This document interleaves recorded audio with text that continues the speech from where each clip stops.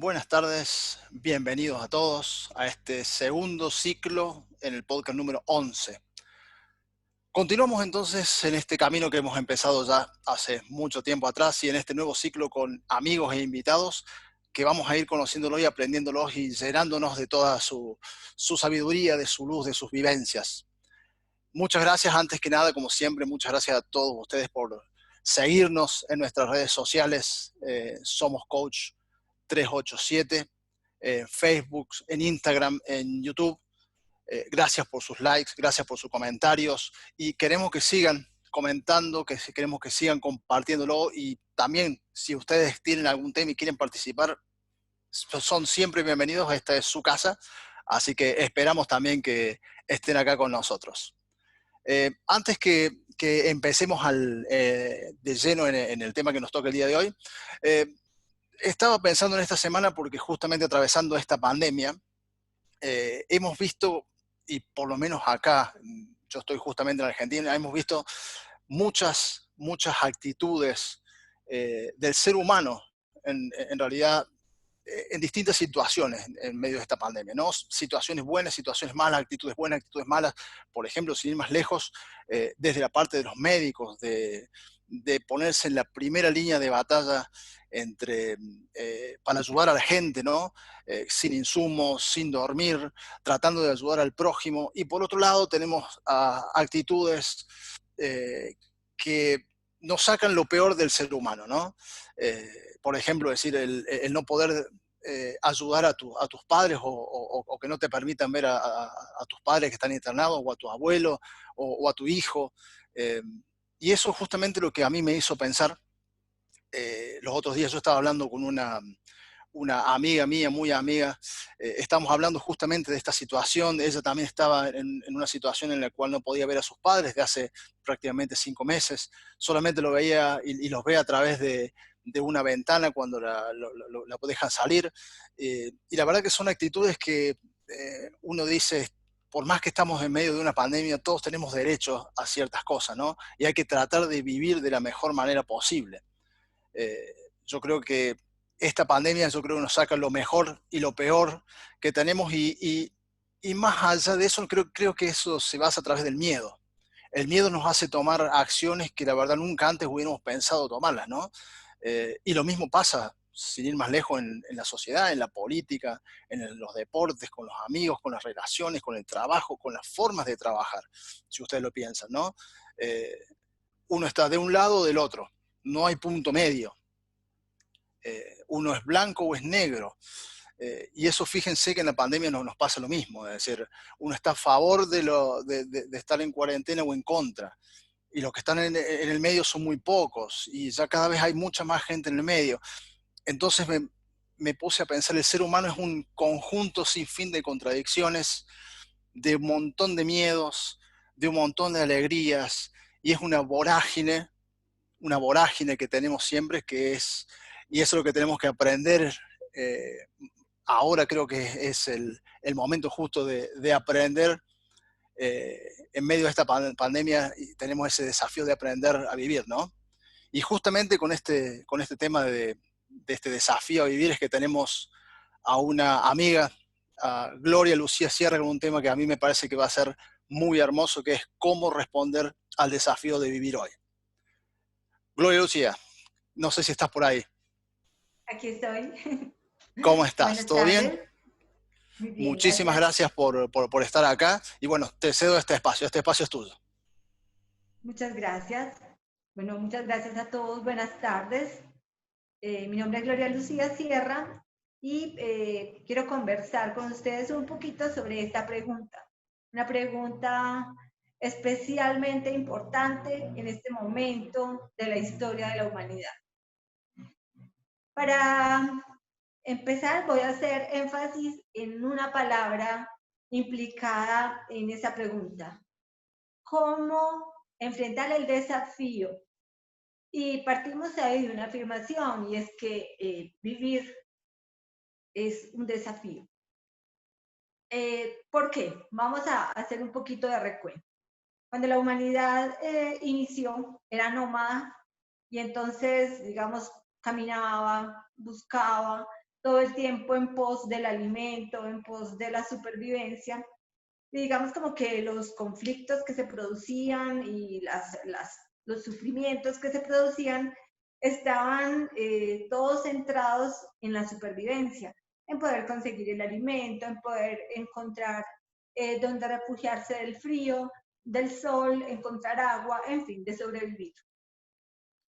Pero cuando el hombre dejó de ser nómada y empezó a ser sedentario, entonces empezó a construir comunidades. Y cuando empezó a construir comunidades, aparecieron las dificultades entre ellos. Porque unos querían más, unos querían apoderarse de lo que no les correspondía, unos querían dominar sobre otros. Y entonces empieza como a notarse una condición muy humana a la que nosotros le llamamos pulsión, que es eso, ese asunto de querer lo mejor para sí mismo, de querer sacar un poco de ventaja, de pasar el límite que le corresponde al otro. Y fue entonces cuando esto empezó a ocurrir, cuando las comunidades empezaron a aparecer y se empezaron a presentar estas dificultades, que apareció la cultura. Y la cultura apareció para ordenar, para poner límites, para civilizar, para introducir las leyes, las normas. Y en ese sentido, entonces, la cultura, de un lado, produjo mucho bienestar porque, entonces, bueno, encauzó, ordenó, distribuyó, jerarquizó, pero a la vez también produjo mucho malestar, porque la cultura nos da todos esos beneficios de la civilización, del orden, de las costumbres, del habla, de la gastronomía, en fin, pero la cultura tiene otra vertiente, y es que recorta. Las leyes te dicen, tú puedes salir hoy, pero mañana no. Tú puedes salir hasta aquí, pero hasta allá no. Tú te ganas esto, pero tienes que contribuir con esto. En fin, la cultura recorta, la cultura es la que produce todos los recortes que nos permiten pertenecer a la civilización. Entonces, en ese sentido, podríamos decir que la cultura también produce malestar, porque recorta como ese goce pleno que desea el ser humano naturalmente. ¿Y por qué desea el ser humano como ese goce pleno? Porque se ha demostrado que el ser humano está regido por algo que se denomina el principio del placer. Y el principio del placer ha sido estudiado durante siglos, no es algo nuevo. Se está investigando desde 1800, desde ese siglo, por distintos personajes científicos de la historia. En primer lugar, teníamos un alemán, Gustav Fletcher, que hablaba sobre el principio del placer. Luego vino Sigmund Freud también a hablar sobre el principio del placer. Y recientemente hay otra teoría que nos muestra que el cerebro, ya pues como desde el orgánico, el cerebro tiene una corteza, hay un cerebro reptiliano que está luego, que está recubierto por una corteza que digamos, tiene en ella otras funciones. O sea, que el cerebro está dividido en un cerebro reptiliano y en una corteza que lo protege. ¿Qué pasa? En el cerebro reptiliano está justamente como todo este impulso, toda esta fuerza, todo este principio del placer, que es como lo animal del cerebro humano. Y luego en la corteza superior aparecen como todas las otras funciones de la cultura, del aprendizaje, de la socialización, de lo cognitivo, de lo intelectual. Entonces, estas dos, digamos como que tenemos claro que el principio del placer está presente en el ser humano. Si operáramos solamente a partir del principio del placer, ¿cómo serían las cosas? Si nos comemos todo lo que queremos comer, si nos apropiamos de todo lo que nos queremos apropiar, si dormimos todo lo que queremos dormir, si no trabajamos, si no vivimos sino en el placer, pues la vida sería imposible. Y la cultura también. Entonces, frente al principio del placer, que como les digo es natural en el ser humano, en la naturaleza humana, es propio de la naturaleza humana, se le opone un principio que es el principio de realidad, que es planteado por la cultura. Entonces, si el principio del placer es lo natural, aparece el principio de realidad que lo otorga la cultura y es ese principio que te dice, si la cama está muy rica, hace mucho frío, te quieres quedar durmiendo, pero ojo, hay que levantarse, hay que ir a estudiar, hay que ir a trabajar, hay que ir a hacer deporte, hay que ir a preparar los alimentos, hay que hacer un montón de cosas.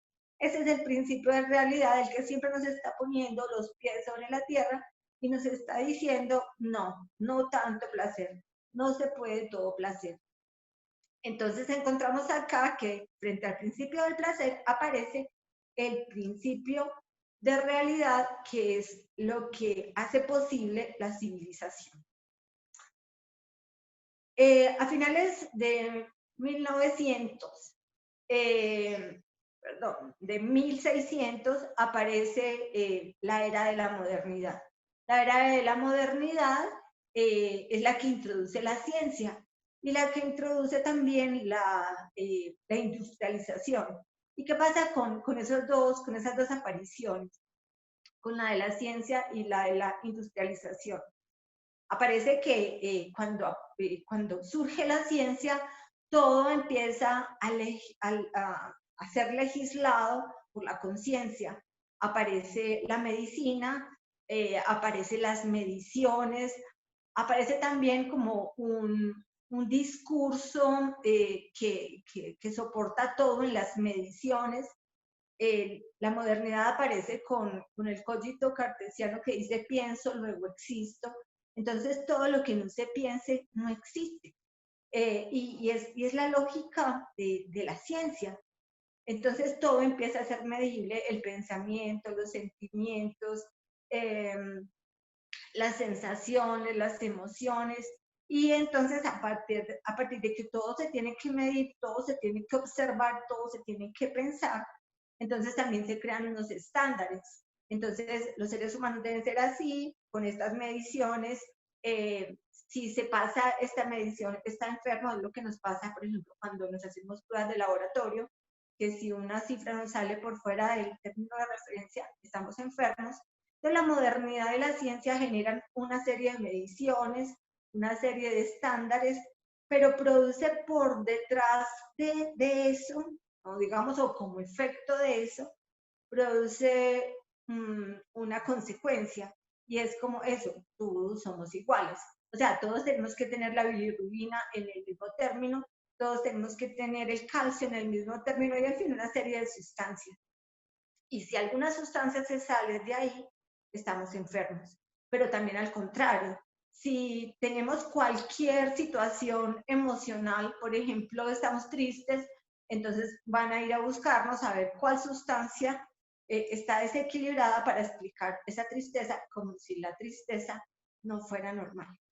Entonces, eso es un primer efecto de este discurso de la modernidad. También aparece entonces la industrialización, obvio, porque aparece la ciencia, aparece la industria, aparece la empresa, aparece la producción y aparecen los objetos que se producen.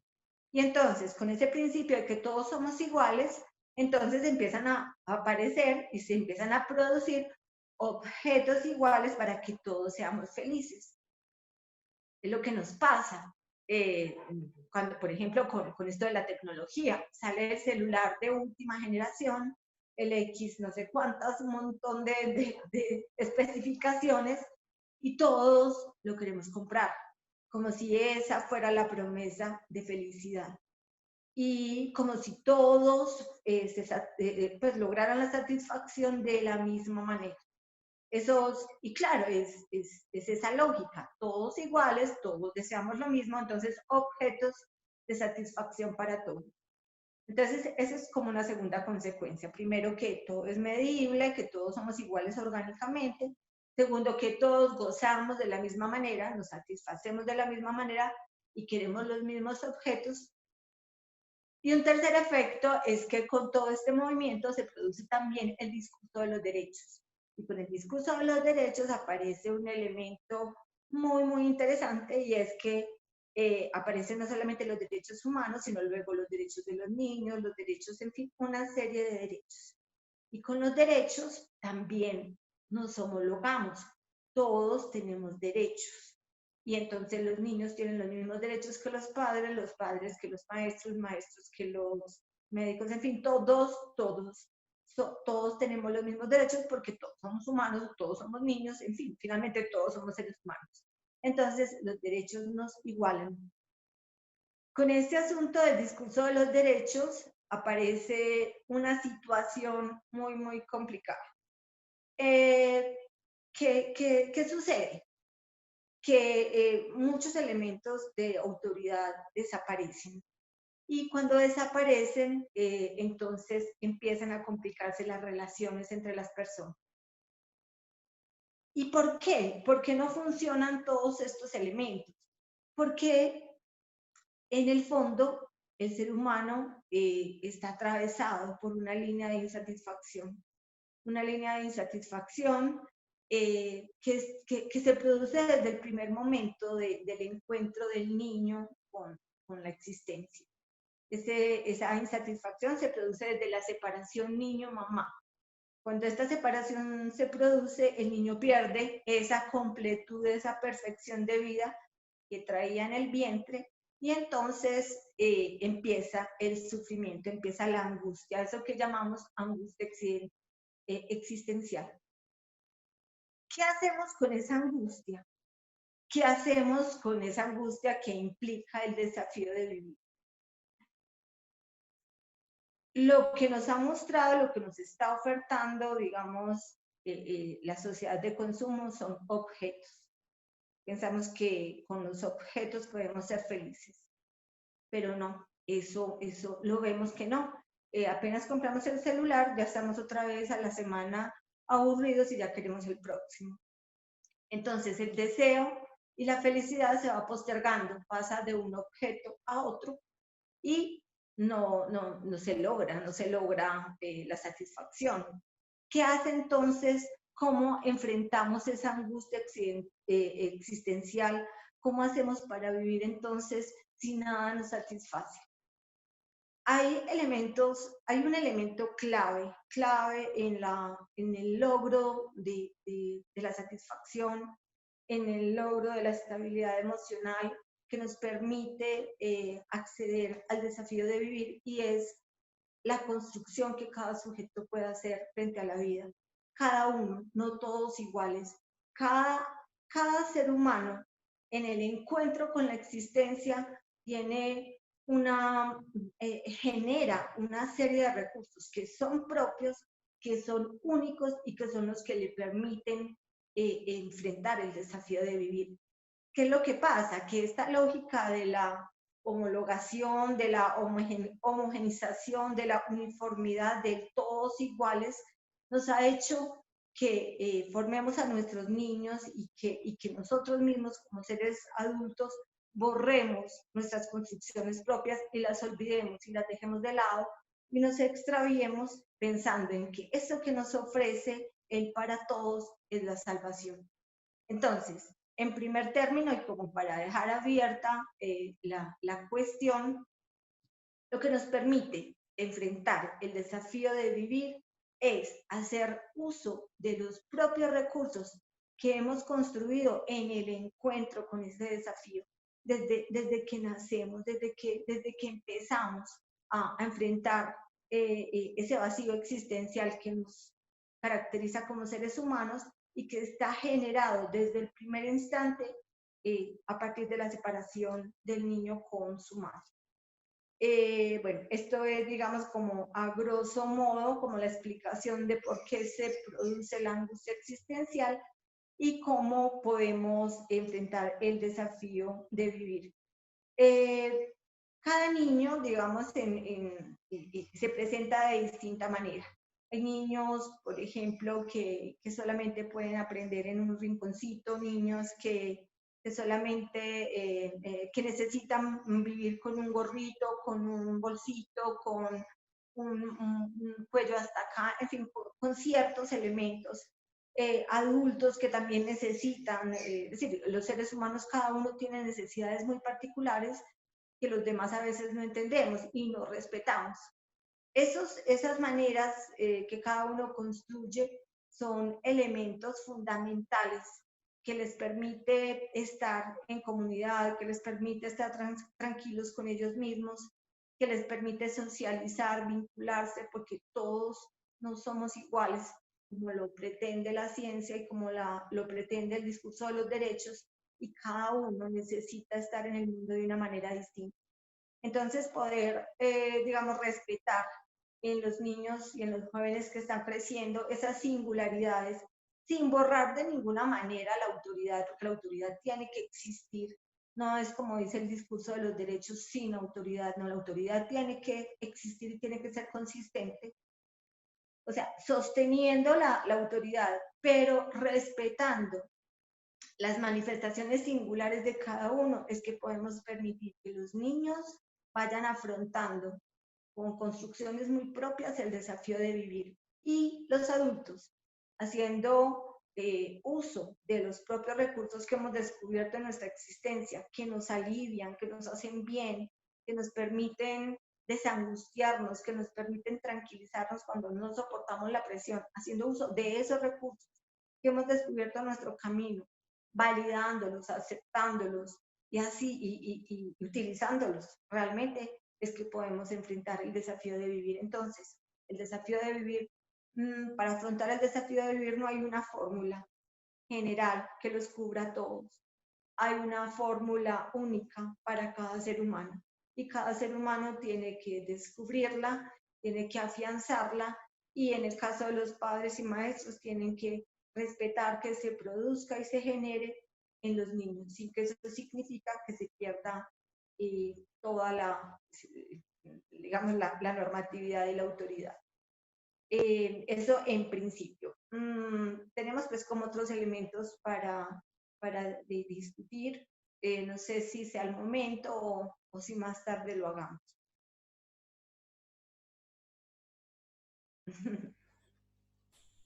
Perfecto, Lucía, la verdad que hermoso el tema y justamente estaba pensando en algo que estabas hablando vos, de este desafío de vivir, porque se me vino a la mente un video que había visto hace mucho tiempo y lo encontré, lo subí a las redes sociales de Will Smith, en la cual hablando con su esposa y hablando del tema de la felicidad, la esposa le dice que en realidad la felicidad, es decir, él no puede hacerla feliz a la esposa. Sí puede sacarle una sonrisa, sí puede hacerla sentir bien, pero la felicidad depende de uno.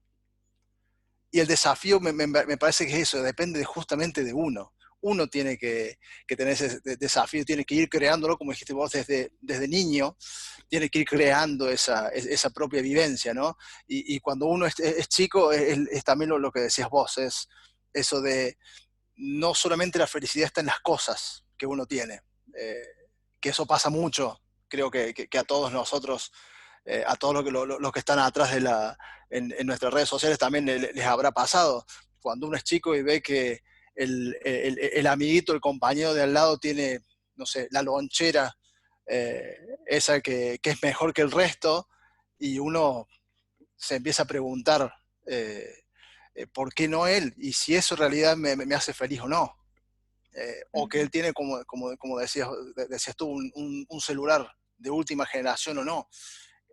Creo que como padres el desafío justamente es eso, es mostrarle ese camino, que la felicidad pasa por otras cosas, no es solamente las cosas, pasa con tener otro tipo de cosas, pasa más interno y hay que buscar esa felicidad, que es lo que le pasa también a muchos adolescentes.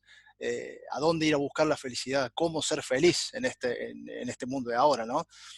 No sé, a ver ahí mis compañeros ahí atrás, a ver si encienden sus cámaras, a ver qué piensan también de esto, ¿no? A ver a quién tenemos ahí. A ver, Natalia, ahí te estoy viendo ahí. Hola, hola, ¿cómo están? Hola, Gloria, muchas gracias.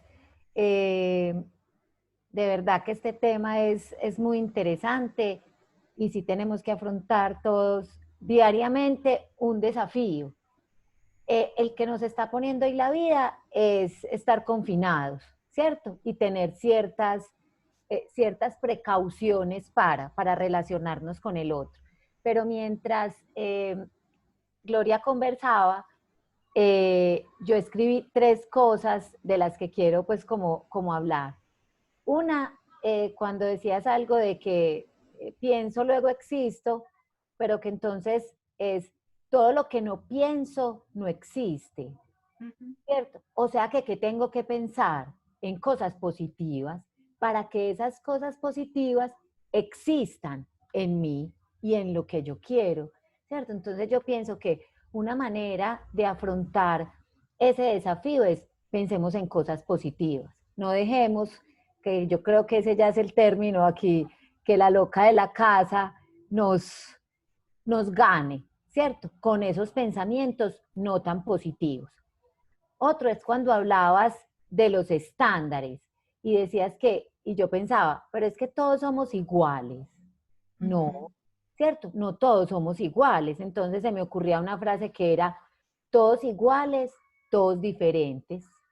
Porque es que en esa singularidad y en esa particularidad que cada uno tiene, es diferente y actúa diferente.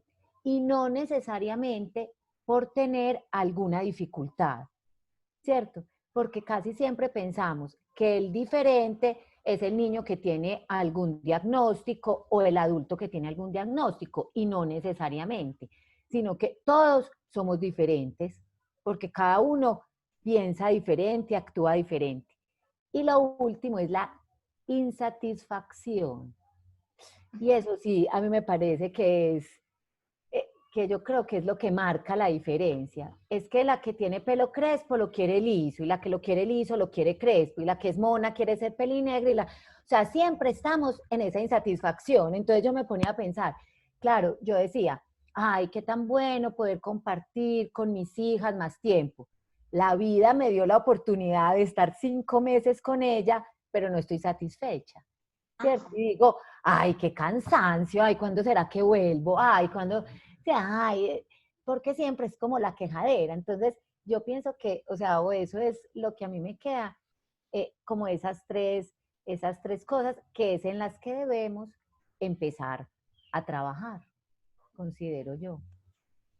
Excelente. Sí, sí, sí, justamente es eso. Y mira, ahora estaba viendo en el tema de las redes sociales, ahí la tenemos a la amiga Elena Uribes Díaz, que nos hace una pregunta para Lucía. Nos dice, en relación al concepto de autoridad y los mitos de que alguna forma validan prácticas que violentan a los niños, la palmadita, el grito, ¿nos podrías ampliar esa percepción a nivel teórico, Lucía? Claro, sí.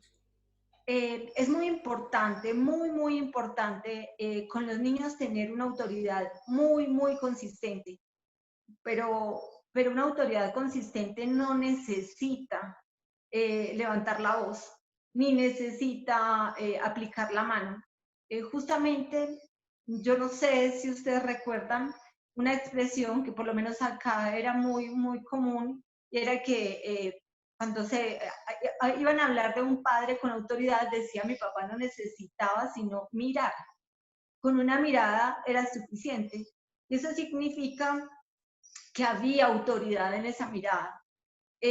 La autoridad no necesita de gritos, ni de insultos, ni de manotazos, ni de golpes, no, pero sí tiene que ser muy consistente. Cuando un papá o una mamá diga no, tiene que ser no, y ese no tiene que cumplirse, ese no no se puede retroceder a la media hora, no se puede retroceder porque el niño llore o porque haga la pataleta o porque se tire al piso, no, ese no tiene que ser claro, porque es que si no es claro, si no es muy consistente, el niño no va a creer en el papá, no va a creer en esa persona que dice no y después dice sí. Y además de eso se va a enterar que si llora un ratico consigue lo que quiere, y se va a enterar de que si hace la pataleta, la palabra del papá o de la mamá cae. Entonces, por eso un papá, una mamá, un maestro tiene que pensar, respirar y pensar antes de castigar, antes de levantar una mano o antes de insultar, porque eso también es gravísimo cuando pues, hay niños a los que no se les castiga físicamente, pero se les insulta, se les trata mal, se les dicen cosas horribles, y eso es peor, porque eso deja una marca mucho más profunda y más determinante. Entonces es ese asunto, ser muy consistentes y muy claros con el no, pero no es necesario que haya ni insultos, ni gritos, ni palmadas. Perfecto, muy claro. Muchísimas gracias, Lucía. No sé ahí qué tenemos ahí. Martita. Sí. Lucía, muchas gracias. Muy interesante tu tema para uno que es mamá, que le ha tocado la crianza y que, bueno, hemos estado estos meses confinados y cambiando radicalmente todos los que son nuestros hábitos. Sí, te escuchaba hablar sobre la autoridad, ¿no? Y siempre he dicho que esas son cosas no negociables, ¿no? Es un no sostenido, como tú dices, porque después no hay respeto.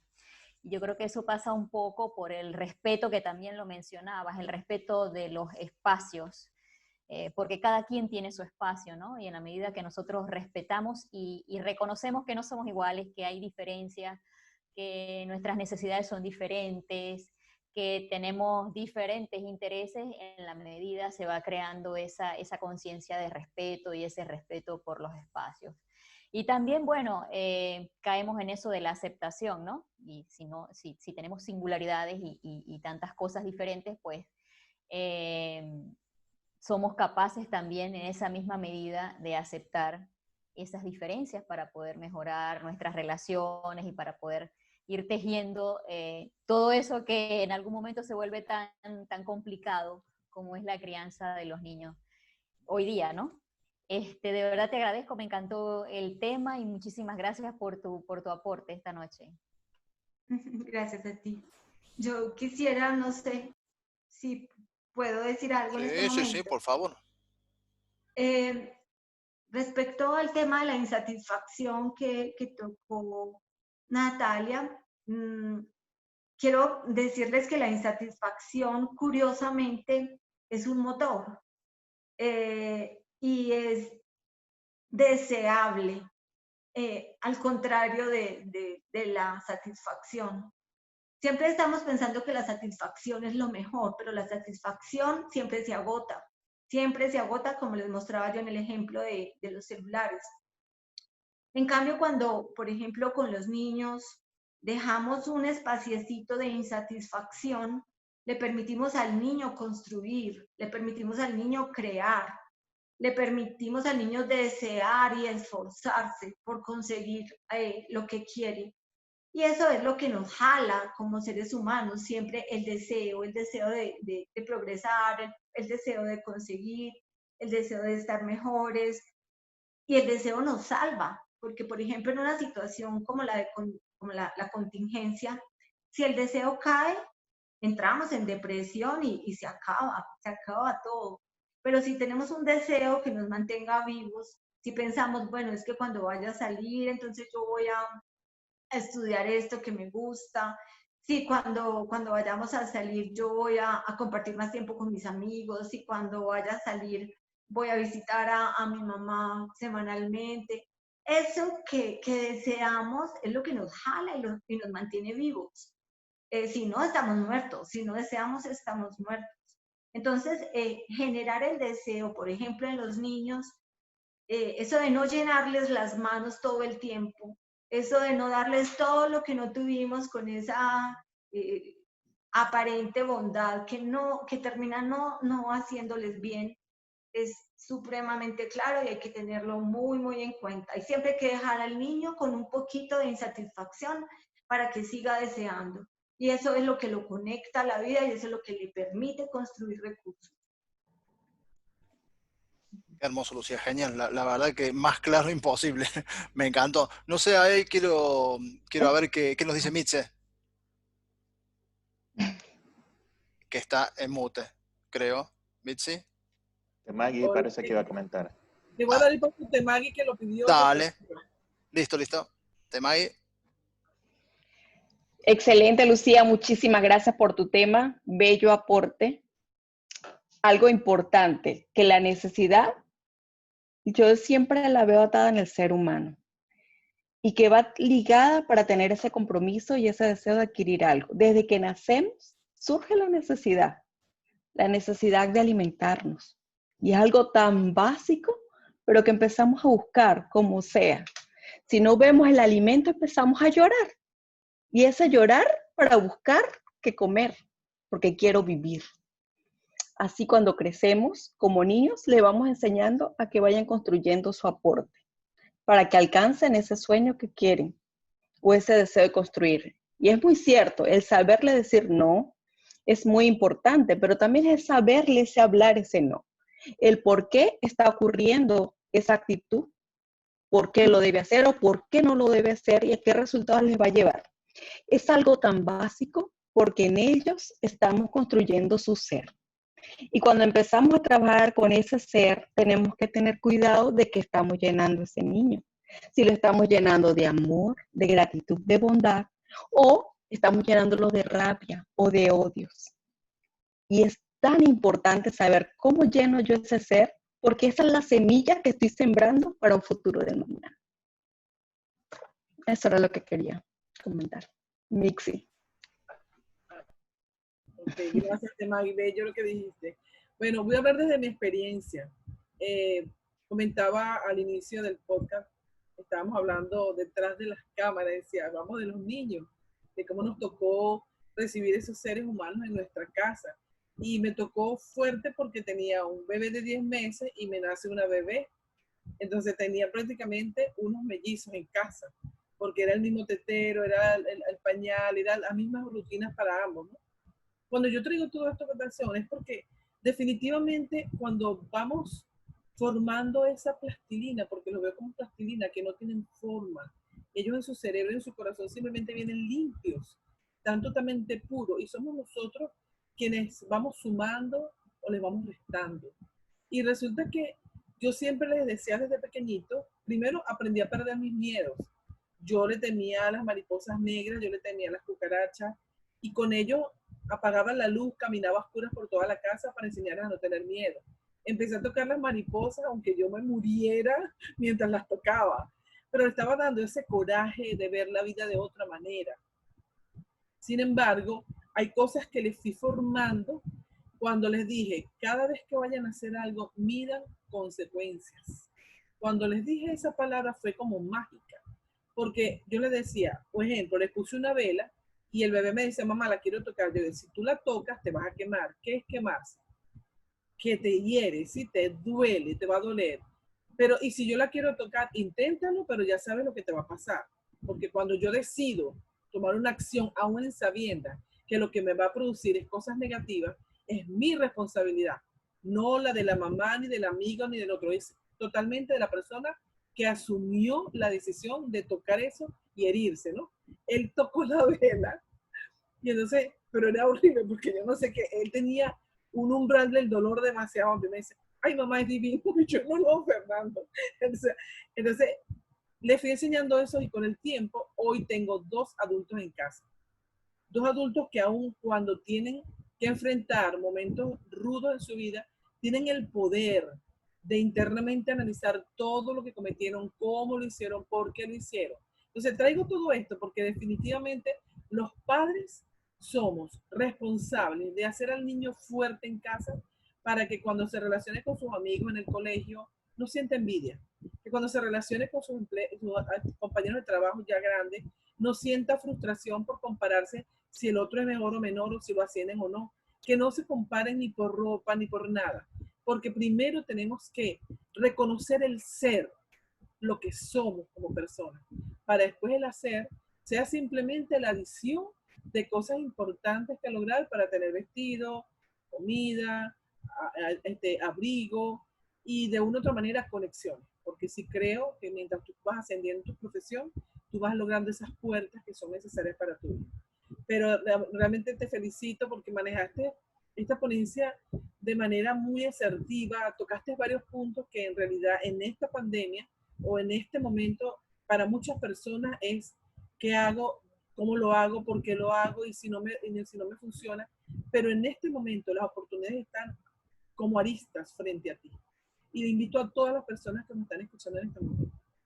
Cada uno de nosotros tiene la oportunidad de crecer todos los días, no desde nuestro puntito, porque si nos enseñaron a nosotros que todos tenemos un puntito de inseguridad, de apego, de temor, de pasar el umbral, como dijo la semana pasada otra ponente. Entonces, creo que todos vamos a vivir desafíos, todos, yo creo que todos los días tenemos un desafío, pero que ese desafío sea para nosotros, como dijiste tú, ese estar insatisfecho, ese accionar, para lograr entonces obtener con mi propio esfuerzo, sin patear a nadie, sin dañar a nadie, un logro con responsabilidad. Y bueno, mil gracias. Sí, antes no recordarles que tenemos que darle like a Somos Coach 387, seguirnos y compartir. Gracias. Muchísimas gracias, Mitze. Antes de pasar con el resto de los chicos, no sé si tenemos en redes sociales, ahí me pueden recordar. No sé, hay Nati, Martita, Temagui, alguien. Sí, tienes a Mariela Cáceres Romero y ella comenta, la responsabilidad mayor es de los adultos, la posibilidad de cambios es de los adultos y si solo así podremos mostrársela a las generaciones siguientes. Saludos a todos. Y hay otro mensaje de Elena Uribes que dice, ya que existen sin número de investigaciones que hablan de las consecuencias negativas de dichas prácticas inadecuadas en el desarrollo del niño, sin embargo, a nivel cultural son asuntos que se continúan validando y se desvirtúan el concepto de autoridad. Perfecto, genial. No sé, a ver, ¿qué nos falta? Nos falta Maripaz. Ahí la tenemos a Maripaz. Buenas. Hola, buenas tardes, ¿cómo estás? Lucía, muchas gracias por este tema. Bueno, yo lo veo desde el punto de que no soy mamá, entonces me llamó mucho la atención, sí, está aquí en mi cabeza y en mi mente, cuando hablaste de la insatisfacción y hablaste de los recursos. ¿Y qué recursos tengo yo y qué recursos ha tenido que utilizar todas las personas en este momento, en estos 5 meses, porque ya son 5 meses, el 16, cumplí 5 meses de estar en mi casa donde dijeron no puedes salir a trabajar, todo lo tienes que hacer en teletrabajo. Entonces, ahí se ve la grandeza del ser humano y el potencial divino que tenemos cada uno de nosotros. ¿Qué he podido hacer en estos 5 meses? Y así como hablaba ahora Natalia, que en algún momento pensó en que qué rico poder tener más tiempo para estar con mis hijas, pero cuando lo tuvo no supo realmente qué hacer, ya se siente insatisfecha. Entonces ahí está el tema de esa insatisfacción y realmente que a veces no sabemos qué queremos. Cuando nosotros no tenemos bien diseñado ese camino para donde queremos ir, entonces pasa. Por lo menos a nivel personal, estos 5 meses han servido para mí, para conocerme y para mirarme mucho más al espejo. No solamente para verme cómo estoy, si estoy muy bonita o si amanecí más bonita, no. Para verme desde el corazón y saber que he podido hacer una cantidad de cosas que tenía escritas, pero que realmente no tenía tiempo porque trabajaba mucho, trabajaba en una compañía donde no tenía tiempo, no había tiempo sino para ganar dinero y estar ahí trabajando. Hoy que tengo el tiempo para hacer todo lo que amo, entonces digo, wow, para mí, y en estos días pensaba, y puede sonar de pronto, no sé, egoísta, yo no puedo creer que las personas salgan iguales después de estos 5 meses o 6 meses que nos van a tocar estar. O sea, yo pienso que en mi vida hubo una transformación increíble y hoy yo le puedo decir gracias Dios y gracias a la vida porque me diste la oportunidad de saber quién soy yo y reconocer a mi familia, de saber con quién vivo realmente, a pesar de que ya soy una adulta, vivo todavía con mi mamá y con una tía que son 2 personas adultas, yo digo mis viejitas, hoy las conozco más, porque realmente no solo las he visto, como cuando uno vive con alguien y llega de trabajar, hola, ¿qué hubo? Chao, comemos y ni comemos, no, desayuno y desayuno mirando a los ojos a mi mamá, puedo sentarme con mi tía y decirle, toma el sol, cosas que nunca había hecho porque no tenía tiempo, porque estaba en el gimnasio, en el trabajo, siempre había algo para hacer. Pero hoy, ¿qué hay? Hoy estamos las personas nada más, hoy estamos nosotras, el amor que nos tenemos, la compañía que hay entre nosotras, y pues para mí ha sido realmente, puede ser loco, pero yo puedo decirle a Dios gracias por esto que está pasando, que es difícil para todos, sí, por la gente que se ha ido, por muchas cosas, Pero para los que estamos y podemos aprovechar esto, es la invitación a que nos miremos desde el corazón. O sea, sí, está súper hacer ejercicio en la casa y leernos ese libro que teníamos hace tiempo que no habíamos podido leer. Pero qué lindo poder mirar dentro de nosotros, mirar nuestro corazón, mirar nuestra alma y chequear todo aquello que hemos querido hacer y por falta de tiempo no hemos podido hacer. Porque realmente el tiempo es un enemigo del aprendizaje, ¿no? Nos obstaculiza, nos limita y la invitación hoy es que todos tenemos tiempo y muchos van a salir de esta pandemia gorditos. Entonces, no tenías tiempo sino para comer, ¿no? Había tiempo para hacer ejercicio, para caminar y no lo hicieron. Entonces, hoy la invitación es, no sabemos hasta cuándo vamos a estar acá. En la casa va a ser mucho más Zoom, mucho más internet. La invitación es esa, mírese al espejo, pero que puedan mirar su corazón y su alma y reconocer cuáles son esos sueños que están escritos. ¿Qué quería hacer cuando niño? Ah, pero es que yo no podía porque no tenía plata, porque no tenía tiempo. Hoy puedes escribir esa vida que quieres continuar viviendo. Muchísimas gracias porque hiciste clic con esa palabra que dijiste de qué recursos y hoy me siento una mujer bendecida porque me he dado cuenta que tengo muchos recursos que no he estado utilizando. Muchas gracias. Gracias a ti. Ese comentario justamente me permite como enfatizar en eso, y es que este tipo de situaciones extremas con las que estamos viviendo nos ponen como en una posición en la que tenemos que tomar decisiones. Seguimos pensando en los objetos de satisfacción, si seguimos pensando en el afuera, en los estereotipos, en las apariencias, vamos a estar en una angustia absoluta. Pero si aprovechamos este choque justamente para pensar y mirarnos hacia adentro, y eso que tú dices, mirar, bueno, ¿qué es lo que realmente a mí me ha soportado, me ha sostenido durante esta vida? ¿Qué es lo que me ha salvado? ¿Qué es lo que en los momentos más duros ha sido el salvavidas? ¿Qué es? Que no es algo para todos, es algo para cada uno. No hay un salvavidas para todos. Sí, hay una pastillita que calma los nervios y hace dormir, sí, esa sirve para todos, pero ¿sirve hasta cuándo y cómo? Pero en cambio, ese recurso que uno encuentra en su propia historia, que recuerda en su esencia, en lo más íntimo, ese recurso es una fórmula única y es para ti, y te sirve a ti y te salva a ti. Y ya sabes que funciona porque ya lo has vivido. Entonces, poder aprovechar esta oportunidad, este tiempo, no solamente el tiempo, sino también la circunstancia tan compleja que estamos viviendo, aprovecharla para mirarnos, para rescatar, para encontrar esos recursos y validarlos y aceptarnos como somos, distintos. Sí, que no soy la más popular y que en cambio mi hermana sí lo es. Maravilloso que seas popular y eso te sirve a ti, pero mi fórmula es otra.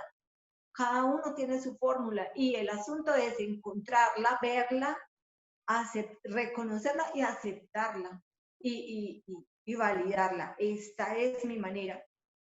En este punto quiero comentarles un casito cortico de una niña que atiendo, una niña de 11 años que atiendo, muy angustiada justamente en la pandemia. Y ella empieza a escribir, justamente a escribir y a dibujar, a hacer pequeñas historietas.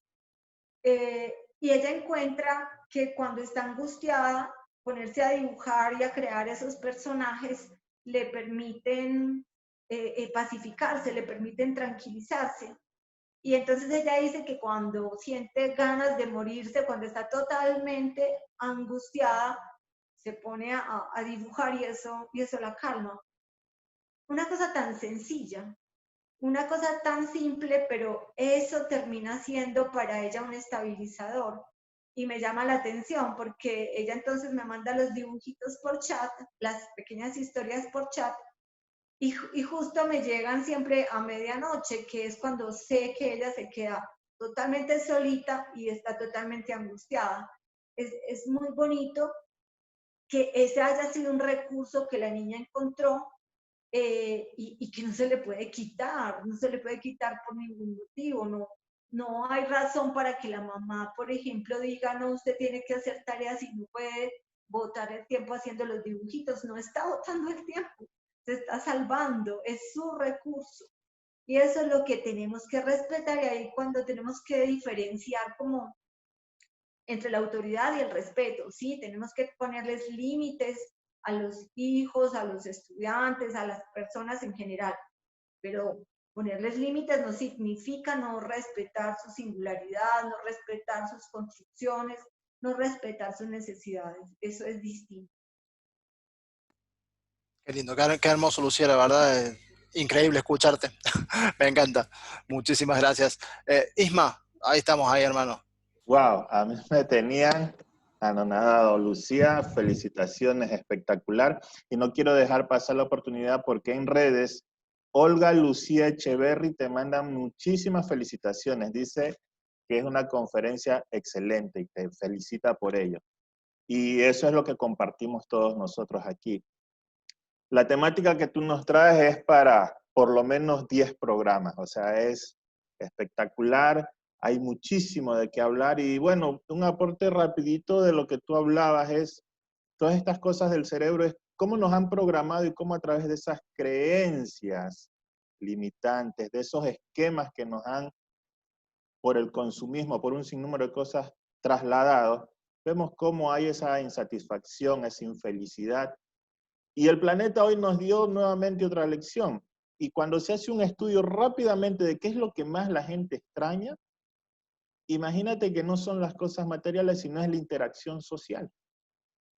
El poder ver a los amigos, el poder ver a los seres queridos. Entonces nos damos cuenta que el ser humano es un ser social y que tenemos una secuencia natural que es ser, hacer y tener. Pero por gran parte del tiempo nos hemos enfocado en el hacer y en el tener. He visto casos, como tú comentabas en tu ejemplo, que personas cambian de un celular a otro modelo y nunca supieron qué hacía o todas las funciones que tenía su celular antiguo, sino que tengo que tener el último, el último. Vemos hoy cómo ciertos niveles bajaron en los hogares porque empezaron a llevar una vida tranquila, sin la preocupación de que tengo que salir, de que tengo que lavar el carro, de que tengo que verme de esta forma, de esta, para aparecer ante mis amigos y empezaron a disfrutar de los espacios en su casa, ¿sí? Y de un sinnúmero de cosas que por ese transcurrir transparente de la vida no las observamos. Y comparto con lo que decía María Patricia, o sea, después de esto, definitivamente tenemos que salir todos y cada uno con otra visión de lo que hay allá afuera. Y con otra visión de lo que tenemos a nuestro alrededor, porque muchas veces estamos mirando hacia un futuro o hacia adelante o hacia algo que queremos, pero estamos perdiendo de vista todo nuestro entorno y todo lo que tenemos en nuestros hogares, en nuestras casas, en nuestros barrios. Y bueno, te agradezco muchísimo por esta ponencia y estoy seguro de que tendremos a futuro muchas más porque da para mucho esto. Muchas gracias. Muchas gracias. Tengo como una pequeña conclusión, que este es el Sí, sí, momento sí. para Por nombrarla. favor, adelante. Bueno, contando con esta insatisfacción que es propia, de todas maneras hay vías muy precisas que nos permiten afrontar el desafío de vivir, y hay 3 específicamente que quiero nombrar. La primera es la idea de Dios. Es fundamental, sea el Dios que sea y pertenezca a la religión que sea, eso no importa, eso realmente no es lo que importa.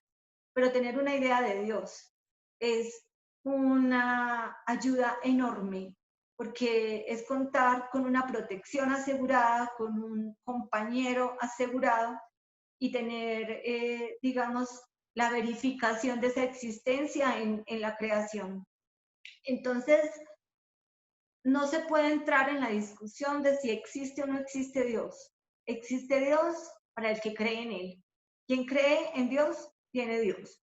Quien no cree, no tiene Dios. Es así de sencillo. Pero tener una idea de Dios ayuda absolutamente. Es un soporte enorme para enfrentar el desafío de vivir. Otro elemento muy importante es la sublimación.